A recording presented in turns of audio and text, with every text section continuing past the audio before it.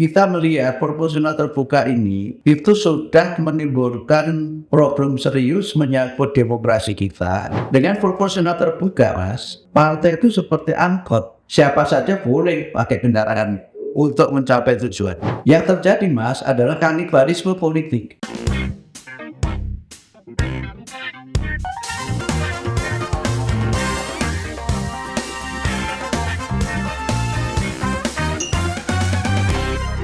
Karena Pak Timothy kalau mewakili mendukung pemilihan pemilu dengan sistem proporsional. Ya, itu juga keputusan muktamar. Itu keputusan muktamar juga Itu kalau tadi kan ini ya mendapatkan banyak dukungan, penting banget. Ya, tapi khususnya ini sepertinya tenaga arus. Ya, itu konsekuensi dari sebuah keputusan ya. Jadi yang pertama begini, kita melihat proporsional terbuka ini itu sudah menimbulkan problem serius menyangkut demokrasi kita dan menyangkut kualitas anggota legislatif kita, dan itu menjadi berdampak sistemik terhadap sistem ketatanegaraan dan berbagai aspek dalam penyelenggaraan negara. Semua sekarang menyadari bahwa pemilihan proporsional terbuka itu menimbulkan masalah kandidasi buying dan vote buying. Orang untuk jadi calon itu kan bayar ke partai. Kandidasi buying. Kalau tertutup, Nah, kemudian vote buying itu untuk menang dia harus membayar kepada pemilih. Kalau tertutup, itu partai akan mencalonkan orang yang dia memang dianggap telah memiliki penjenjangan sebagai pimpinan dan juga sebagai kader dengan sistem seleksi yang sangat sistematis di masing-masing partai politik. Ya, dalam pilih-pilihnya dengan Muhammadiyah gitu. Ya, ada orang tiba-tiba itu tidak ada di Muhammadiyah. Nah, dengan proporsional terbuka, Mas, partai itu seperti angkot. Siapa saja boleh pakai kendaraan untuk mencapai tujuan. Nah, sekarang dengan sistem proporsional terbuka itu, partai tidak bisa menyiapkan kader dan tidak bisa menjamin seseorang menjadi anggota legislatif. Karena apa? Yang terpilih adalah yang suara terbanyak. betul. Sehingga nomor urut tidak berpengaruh. Yang terjadi, Mas, adalah kanibalisme politik. Saya waktu itu berpikir panjang, karena yang bilang begini teman-teman caleg, kanibalisme politik itu. Terus saya minta dijelaskan, kanibalnya di mana dan begitu. Mas, kami sekarang ini nggak bersaing dengan calon dari partai lain. Kami ini bersaing dengan calon dari partai yang sama, di dapil yang sama. Terus kanibalnya di mana? Saya tanya lagi begitu. Kanibalnya begini, Mas. Kalau saya tidak punya saksi, maka suara saya itu dimakan kawan saya sendiri gitu. Dan kasus BNK ketika saya pemilu banyak yang menuntut sesama. Iya, sama anggota partai. Itu terjadi seperti itu. Iya, itu yang membuat kemudian sekarang ini mereka yang terpilih menjadi anggota dewan itu dengan segala hormat ya, itu pas sebagian besarnya itu yang tidak kompeten di bidangnya. Yang akibatnya, Mas, produk-produk legislasi itu sangat jauh dari berkualitas. Makin lama makin menurun. Ya kan, dan tidak hanya itu ya, yang saya dengar dari berbagai sumber itu, undang-undang itu kalau yang kira-kira ada konsekuensinya dengan kapital, cepat selesai.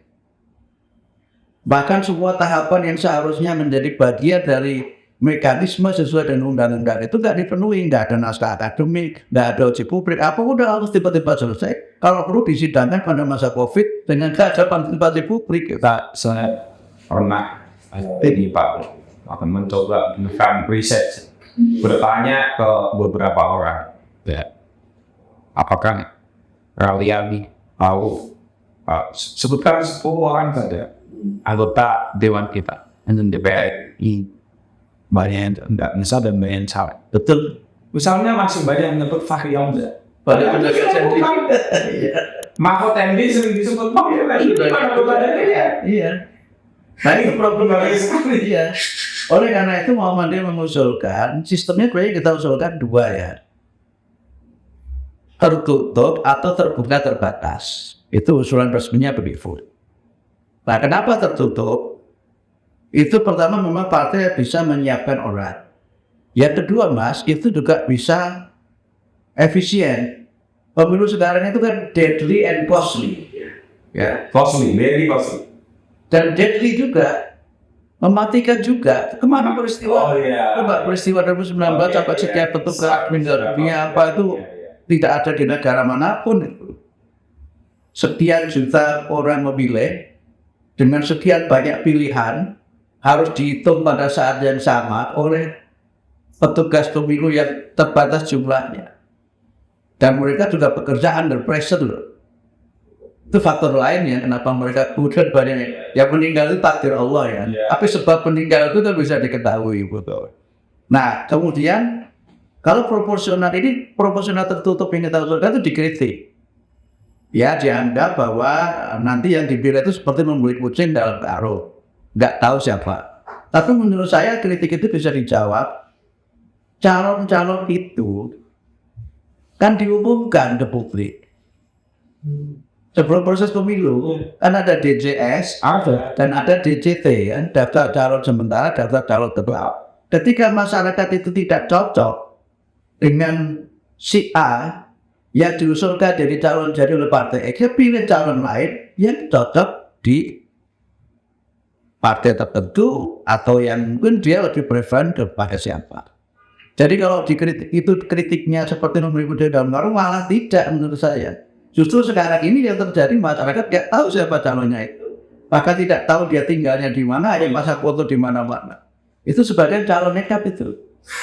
Calon nekat itu begini misalnya ya, calon P3 atau PDI, tapi pasang gambarnya di pohon beringin itu kan nekat. Padahal sudah beda partai, tapi tidak ada bagian dari guyon maton ya. Iya.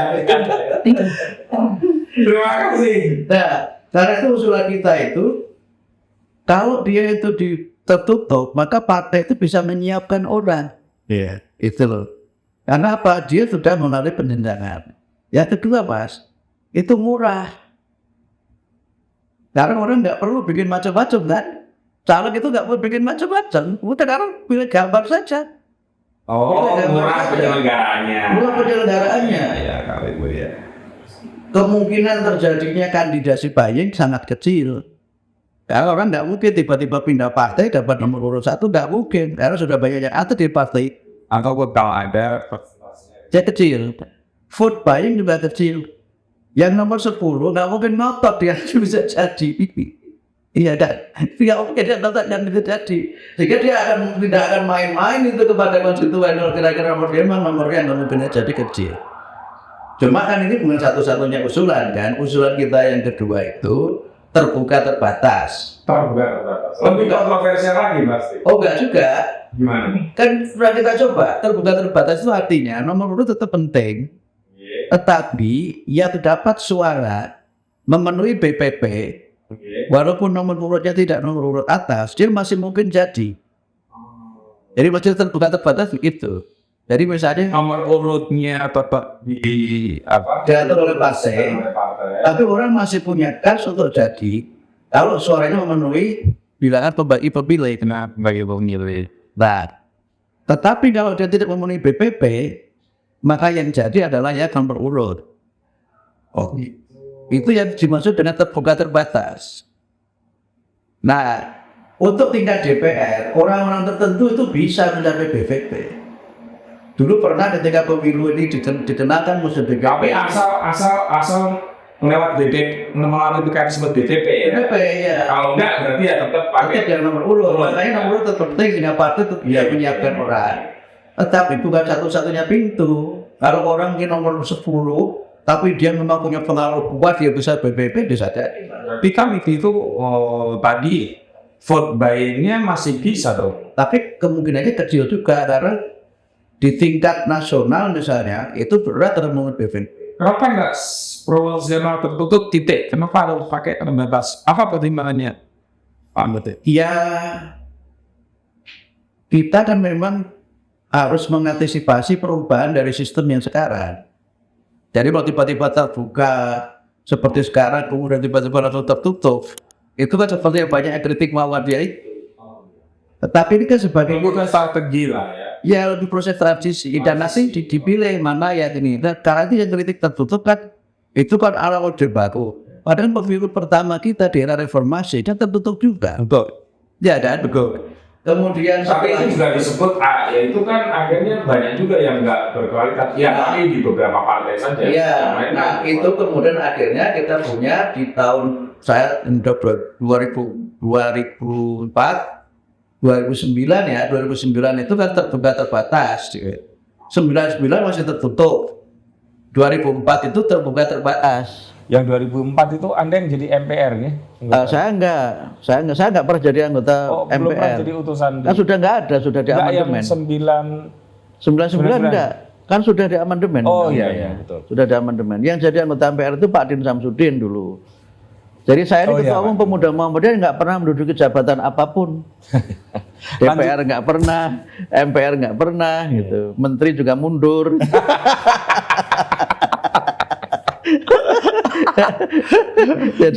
jadi ketua pemuda Muhammadiyah itu Mas hebat gitu loh. Mas Habib Khirzin itu ketua umum pemuda Muhammadiyah yang inilah yang hebat itu kan, punya jaringan luas di interfaith.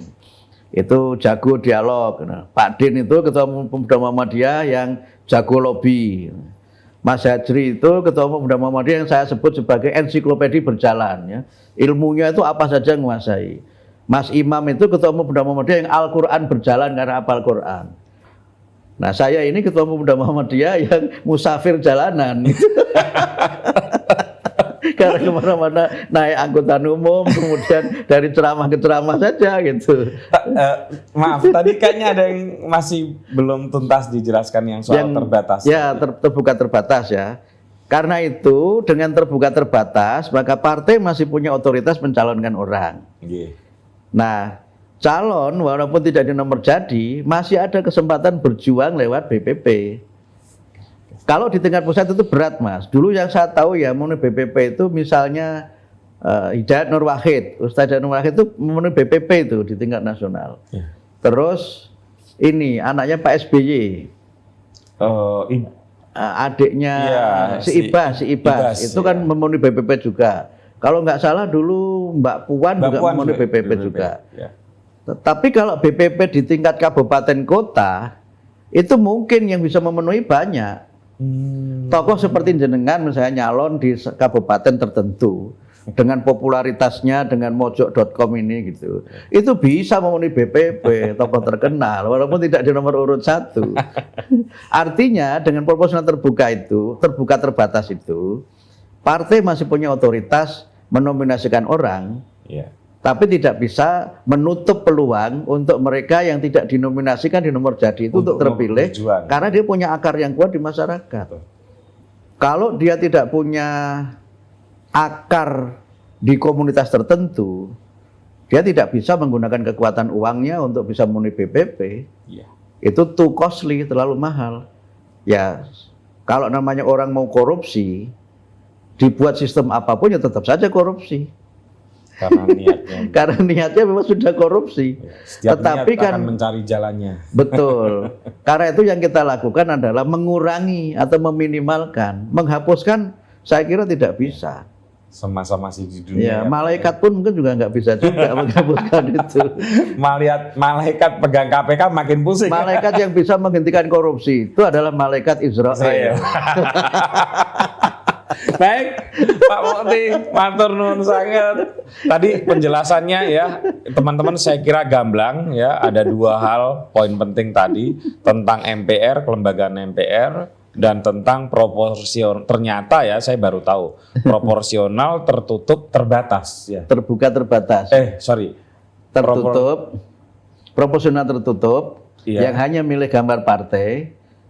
Atau terbuka terbatas. Enggak, yang jenengan usulkan dan Muhammadiyah usulkan kan 2 kan? Ya. Proporsional terbuka terbatas dan proporsional tertutup. Oh 2? Ya, usulan Muhammadiyah 2. Ya. Proporsional terbuka, terbatas, dan proporsional tertutup. Ya. Oh, Jadi kalau yang kemarin menimbulkan kontroversi adalah proporsional tertutup ya. yang terkemuka di publik. Ya. Jadi bedanya gini Mas, simpelnya kalau tertutup itu hanya pilih gambar partai. Ya, dan Kalau itu yang disetujui. Ya, nah kalau terbuka terbatas itu boleh pilih partai atau nama calon. Iya. Nah, gitu. Tapi dengan BPP tadi ya. Ya. Ya. Kalau sekarang kan nggak perlu BPP. Kalau sekarang di proporsional terbuka itu kan dihitung dulu suara partai. Kalau nanti memenuhi jumlah 1 kursi, maka partai dapat 1 kursi. Ya. Tapi siapa yang duduk di kursi itu adalah yang suara terbanyak. Ya. Walaupun tidak memenuhi BPP, Betul. yang suara terbanyak Dapat di antara limpahan para itu. calon Ya. di dapil tertentu. Betul. Itu. Ya. Jadi cukup gamblang tadi penjelasannya. Tentu ini usulan yang perlu dipertimbangkan, dan kalau ada perdebatan saya kira itu baik. Mumpung pemilunya masih ada waktu untuk dihelat gitu. Dan ada begini, saya perlu jelaskan sedikit ya, Monggo. bahwa Muhammadiyah mengusulkan ini itu sejak Tanwir Samarinda 2014. Artinya sebenarnya sudah lama. Sudah lama, dan itu sudah kita sosialisasikan kepada para anggota pimpinan partai, anggota legislatif, sudah kita usulkan. Dan kemudian kita perkuat lagi di Muktamar Surakarta. Nah, jadi tidak benar kalau usulan Muhammadiyah itu karena pesanan partai politik tertentu. Oke, ini 2014 sudah kita lakukan. Ini saya juga baru tahu. Nah, karena ada tuduhan, wah ini Muhammadiyah main mata sama PDIP begitu. Saya kira ini makin memperjelas. Ya. Baik, Pak Mukti, sekali lagi terima kasih. Matur nuwun, nggih. Sehat selalu Pak Mukti. Amin, Tadi saya amin. sempat curi-curi dengar kok lagi menjaga kesehatan dengan mengurangi pola makan. Enggak juga. Bukan Makan apa mengurangi saja? pola makan, diet. Diet. Tapi diet itu bukan berarti mengurangi makan, ya makan yang enak. Itu diet. Masih apa saja? Apa saja jalan halalan thayyiban. Jalan thayyiban. Kambing oke. Kambing oke. Unta yang belum pernah. Kecuali kalau di Mekah itu, di Mekah unta suguhannya itu. Enak juga itu daging unta itu. Apalagi yang masih kecil ya. Yang baru lahir. Kasihan ya, biar gede dulu lah. Loh lah, yang kambing tuh sekarang batibul, balibul Iya, juga. itu menurut saya nggak berperi kehewanan itu. Baik, Pak Turnuwun sangat. Teman-teman, sampai ketemu lagi dengan tamu-tamu saya selanjutnya. Assalamualaikum. Waalaikumsalam Pak Mukti. warahmatullahi wabarakatuh.